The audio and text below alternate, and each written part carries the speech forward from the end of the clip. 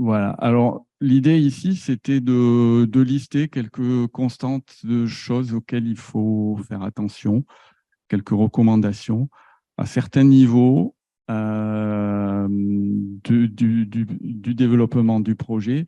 Alors, soit quand on développe un nouveau projet, soit lorsqu'on fait le choix d'un outil pour collecter des données qui permettent de comparer les outils qui sont les plus appropriés ou les moins appropriés.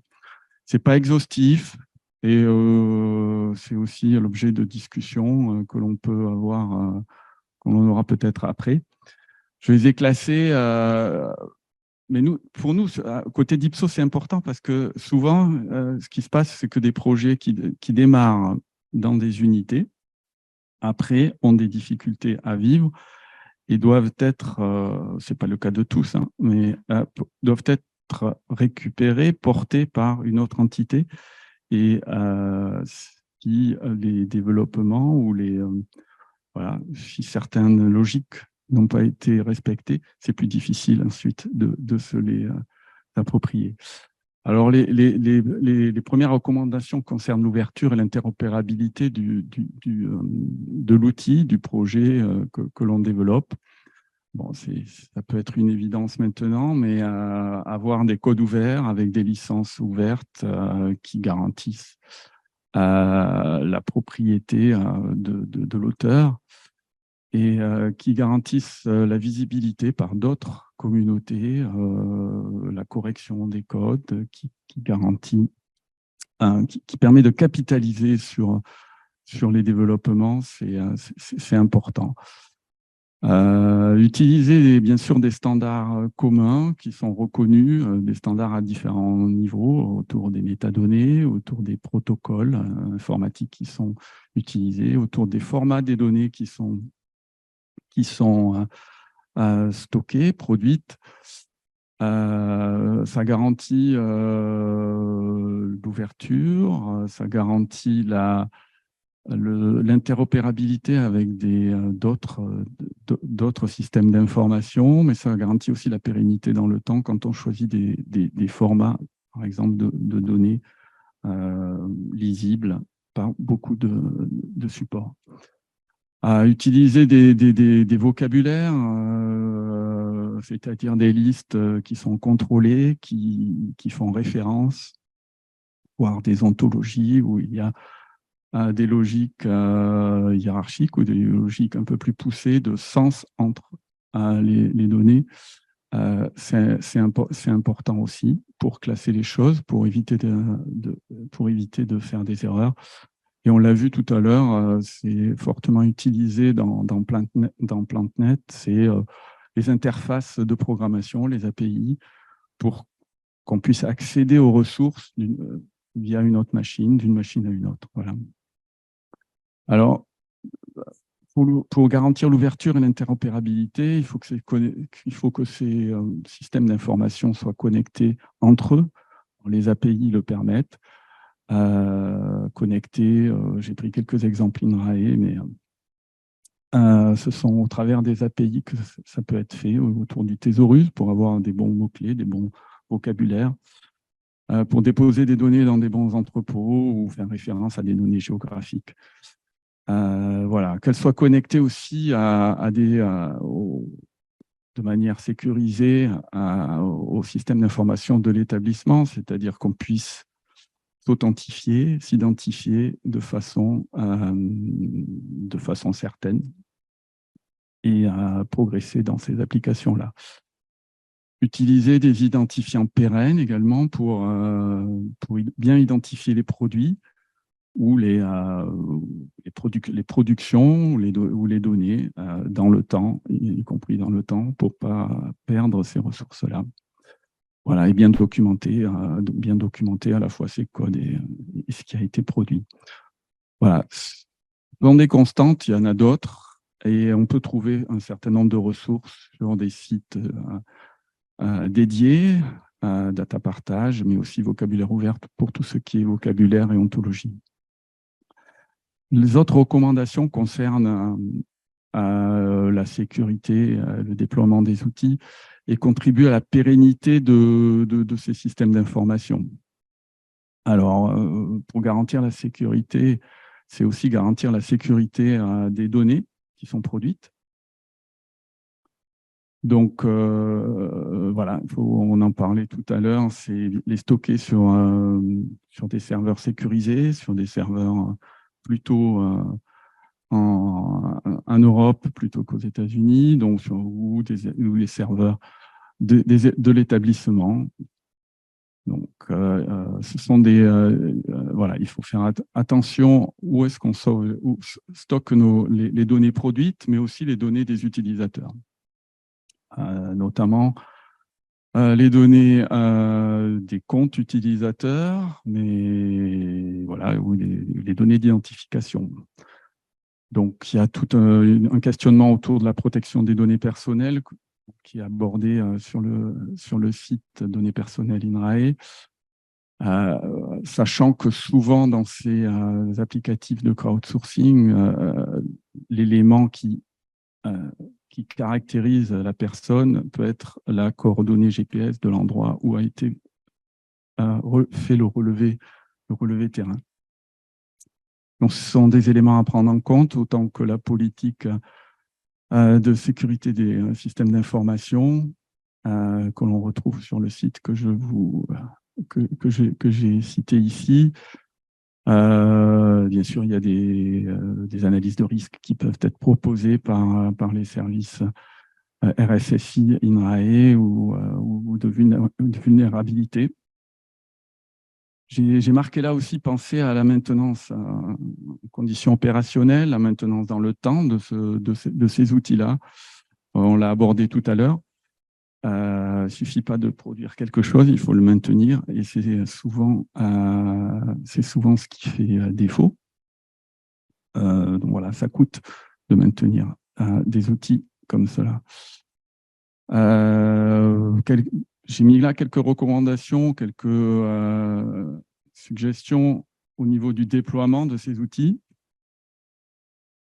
Bon, vous les retrouverez, hein, mais l'utilisation de Forge, des logiques de développement autour des microservices, des langages standards. On revient sur des standards et de la qualité dans les produits, hein, dans le code, et de la supervision de bugs, etc. Voilà. Dernier point, c'est sur la valorisation de la production. On a mis à disposition des outils pour référencer nos actifs numériques. Donc, il est fortement recommandé de les référencer pour les faire connaître, pour que il y a la visibilité, la lisibilité sur ce qui est fait dans nos unités et qu'il ne soit pas refait la même chose. Les recommandations ensuite sur les codes et les logiciels, c'est de les archiver dans Software Heritage, ce qui nous donne un identifiant pérenne, et de les référencer ensuite dans HAL à l'aide de cet identifiant. Voilà. Et bien sûr de publier les données dans les entrepôts. Voilà, j'ai balayé rapidement, mais on va voir un exemple maintenant. Merci Eric. Alors moi, je vais vous faire un modeste et rapide retour d'expérience sur la mise en place d'un outil de collecte de données, dont je précise tout de suite que ça n'a pas du tout été mis en place dans le cadre de crowdsourcing, mais en fait, ça a été vraiment pour répondre à des besoins qui étaient exprimés alors, dans des unités, alors notamment dans mon unité à Dinafor à Toulouse, qui fait l'écologie des paysages, où on a besoin beaucoup d'aller sur le terrain collecter des données. Sandra, tu veux bien passer là?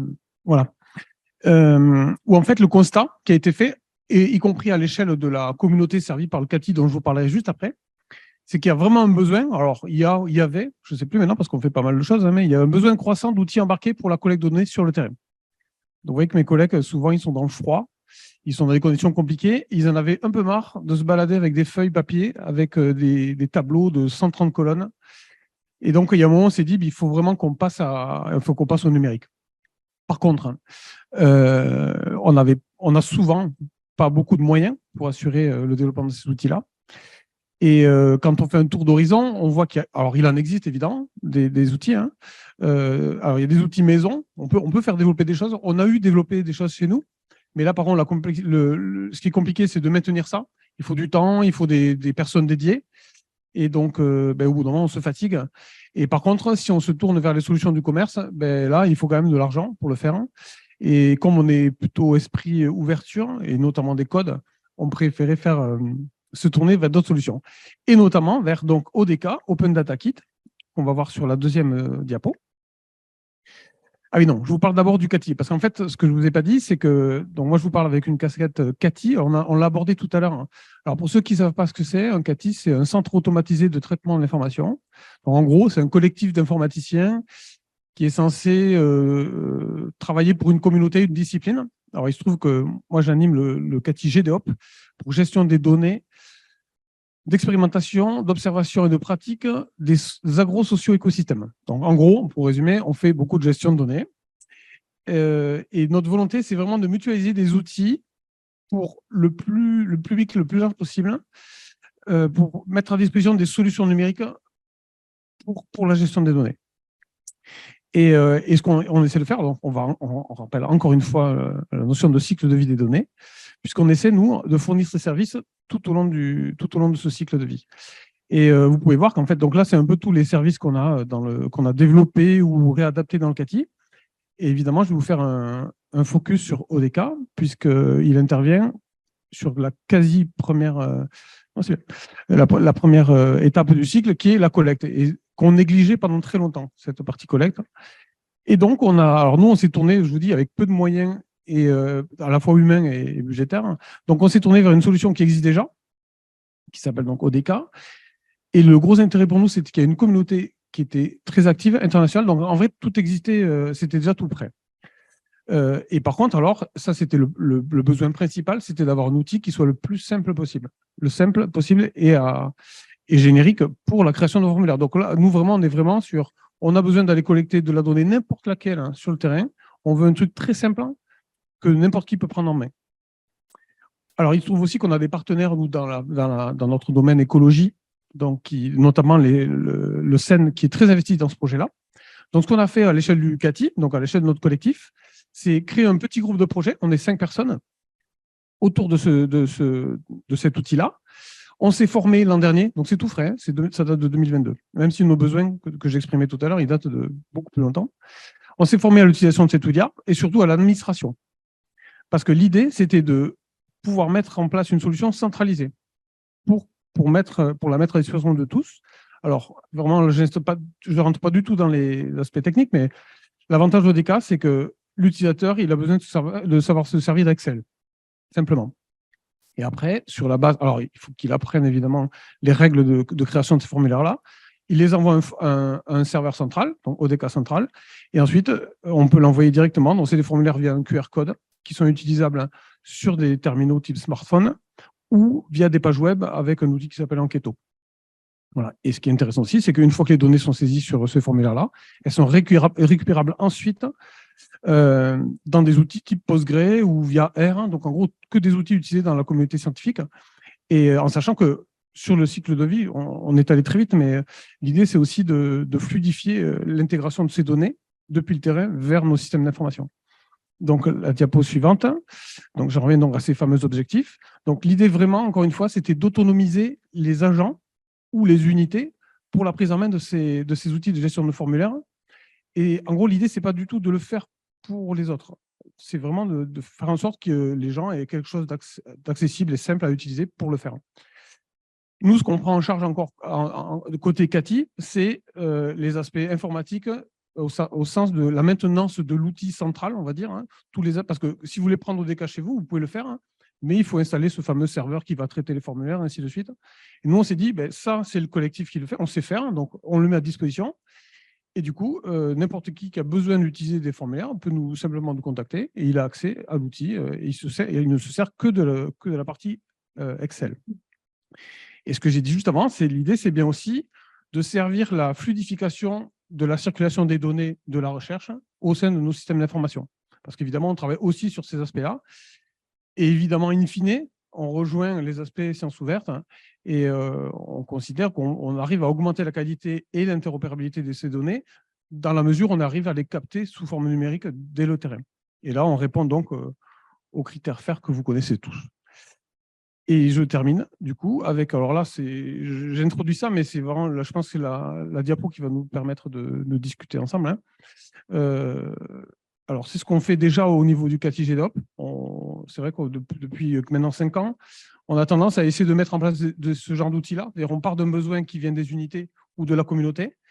On essaie d'expérimenter ça à notre échelle et après, on essaie de le rendre plus pérenne. Et pour nous, pérennité de ce genre d'outils informatiques, c'est de s'assurer que ce ne soit pas simplement notre collectif dont on ne connaît pas la durée d'existence, mais plutôt l'Institut qui se charge de la maintenance. Et du coup, c'est pour ça qu'on a souvent tendance à, et on essaye en tout cas, de travailler en trio avec la DIPSO, la DSI et notre communauté CATI pour essayer de maintenir ces outils-là au service par contre, une communauté la plus large possible et à minima institutionnelle. Et donc, nous, ce que j'avais vu, c'est qu'il y avait potentiellement 2 stratégies possibles, j'en ai parlé juste avant. Et nous, celle qu'on préfère, hein, c'est autonomiser les agents sur la prise en main de ces outils-là. On s'assure de la partie, en gros, pas sympa de informatique. Et par contre, la prise en main et l'utilisation, on accompagne nos collègues par des formations. Et sinon, il y a ce qui avait été évoqué tout à l'heure, la possibilité éventuellement d'accompagner avec une équipe projet qui en aurait besoin dans l'Institut, mais en mettant beaucoup plus de moyens du coup sur des autres aspects que informatiques. Voilà, donc Ifitier, moi que je connais très peu, je l'ai cité parce que apparemment c'est une solution qui revient assez souvent. Et voilà, moi j'ai terminé. J'avais promis. Hein. Merci.